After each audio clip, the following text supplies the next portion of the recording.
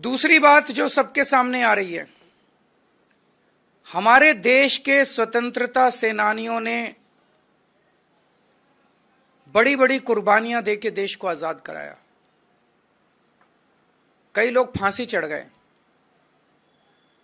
वो इसलिए फांसी चढ़े थे कि देश में जनतंत्र होगा, देश में चुनाव कराए जाएंगे, चुनाव में जनता वोट डालेगी और वोट डाल के अपनी सरकार चुनेगी। लोगों ने इसलिए कुर्बानियां दी थी कि चुनाव निष्पक्ष होंगे, स्वतंत्र होंगे। लेकिन आज जिस तरह से चुनाव आयोग ने भारतीय जनता पार्टी के सामने हथियार डाल दिए हैं, चुनाव आयोग ऐसे लगता है जैसे एग्जिस्ट ही नहीं करता। ये एक बहुत बड़ा प्रश्न खड़ा कर रहा है। लोगों के मन में प्रश्न आना, लोगों की सोच को आप रोक नहीं सकते। लोगों के मन में प्रश्न आना बड़ा वाजिब है कि राजीव कुमार जी जो मुख्य चुनाव आयुक्त हैं, वो इस महीने के अंत में रिटायर हो रहे हैं। उन्हें पोस्ट रिटायरमेंट ऐसा कौन सा पद ऑफर किया गया है, वो कौन सा पद हो सकता है जिसके बदले में आप देश को गिरवी रख दो, देश को दांव पे लगा दो?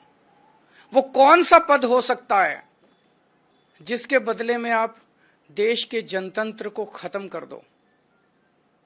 गवर्नर का पद, राष्ट्रपति का पद, कौन सा पद हो सकता है वो जिसके बदले में आप पूरे देश को, जिसके लिए स्वतंत्रता सेनानियों ने बड़ी बड़ी कुर्बानियां दी, उस जनतंत्र को अगर आप दांव पे लगा दो? मैं नहीं समझता, मेरी नजर में ऐसा कोई पद नहीं है। मेरी हाथ जोड़ के राजीव कुमार जी से विनती है, आप अपनी ड्यूटी कीजिए, पद की लालसा छोड़ दीजिए, पद का लालच छोड़ दीजिए। 3-4 साल और नौकरी कर लेंगे।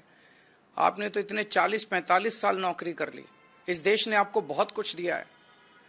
अब अपने कैरियर के अंत में एक पद के लिए देश को गिरवी मत रखिए, देश के जनतंत्र को खत्म मत कीजिए। नमस्कार।